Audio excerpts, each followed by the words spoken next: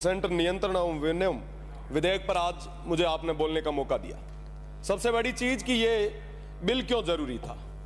ये बिल इसलिए जरूरी था ताकि जो आए दिन हमारे यहां पे जो मानसिक तनाव के कारण जो युवा जो छात्र आत्महत्या कर रहे हैं, उन आत्महत्या के दर को हम किस तरीके से कम कर सकें, उन युवाओं को, उन छात्रों को हम किस तरीके से एक बेहतर माहौल दे सकें।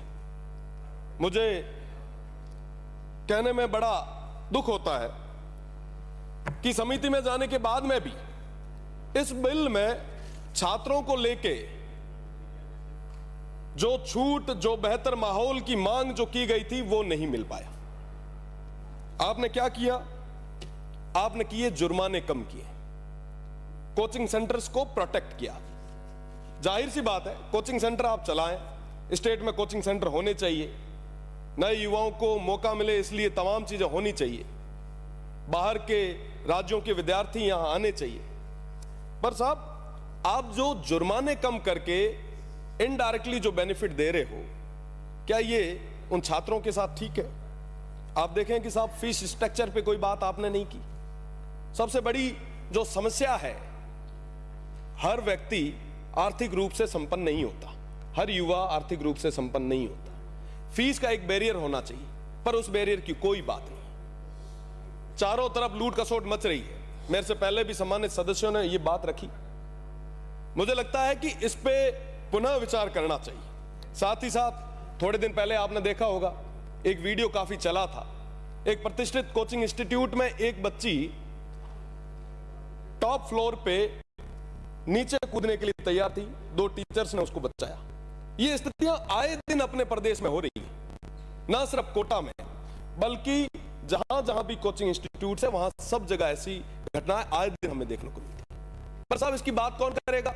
हम जो बिल ला रहे हैं, क्या इस बिल से हम उन तमाम लोगों को समाधान दे पा रहे हैं? कोई समाधान नहीं है, सिर्फ लीपापोती, सिर्फ बातें।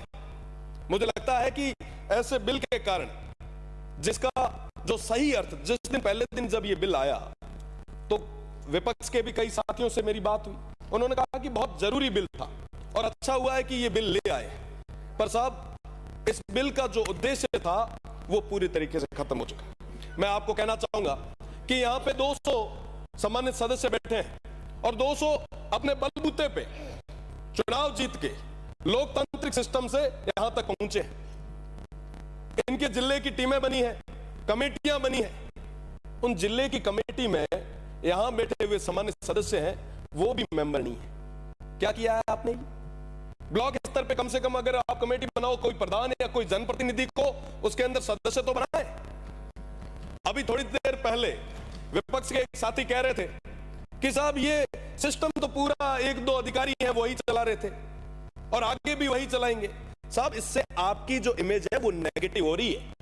इस तरीके से सारा जो सिस्टम है वो अधिकारियों के हाथ में ना दे।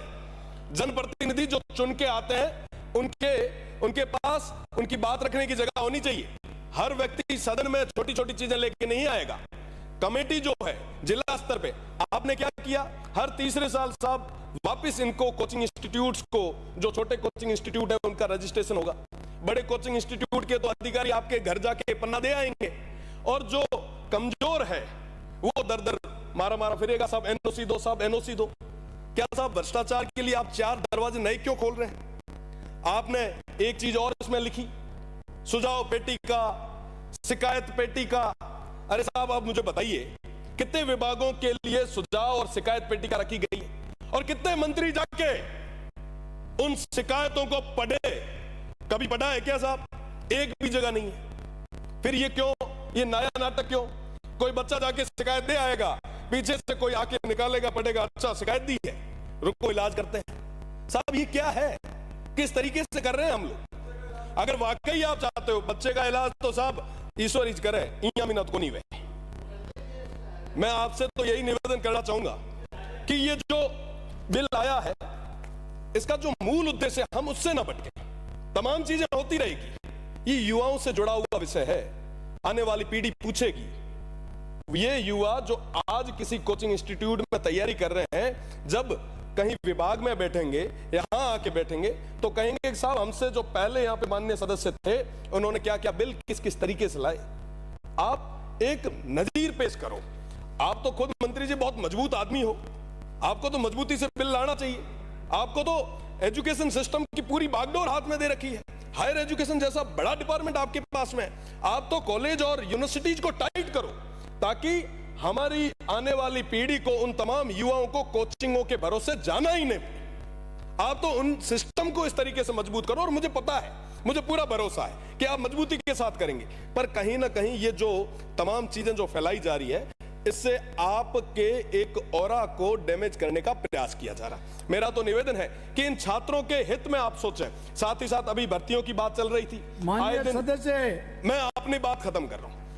अभी थोड़ी देर पहले कोई भर्ती की बात चल रही थी, अभी एसआई भर्ती का प्रकरण काफी लंबा चला भी है। विपक्ष ने भी कहा, पक्ष ने भी कहा, बारी बारी से कहा साहब हम ये कर रहे हैं, वो कर रहे हैं, ये कर रहे हैं, वो कर रहे हैं। क्या हुआ साहब? जो अपराधी थे, जिन्होंने गलत किया था, उनको सजा मिली या नहीं मिली, पर जो लोग, जो बच्चे अपनी मेहनत के बलबूते पे, खून पसीने की कमाई से कोचिंग करके, बड़े शहरों में रह के अपनी पूरी जो पूंजी थी उनको लगा के जो नौकरी लगे, जो साधारण बच्चे थे, जो ग्रामीण परिवेश से आने वाले थे, उन सभी की हत्या आप लोगों ने की है। आपके हाथ भी रंगे हुए हैं। मैं तो इस सदन के माध्यम से समाप्त कीजिए। सभापति महोदय, मैं आपके माध्यम से मांग करना चाहूंगा कि जो विद्यार्थी, जो अभ्यर्थी जिनका कोई कसूर नहीं है, तो उन्हें आप उनके साथ न्याय करें, उनको पूरे तरीके से न्याय मिलना चाहिए। और कोचिंग आप बढ़ाएं, पर युवाओं का, आने वाली पीढ़ी के बारे में आप विशेषकर सही ढंग से सोचें और यूनिवर्सिटीज और कॉलेजेस को मजबूत करें। बहुत बहुत धन्यवाद।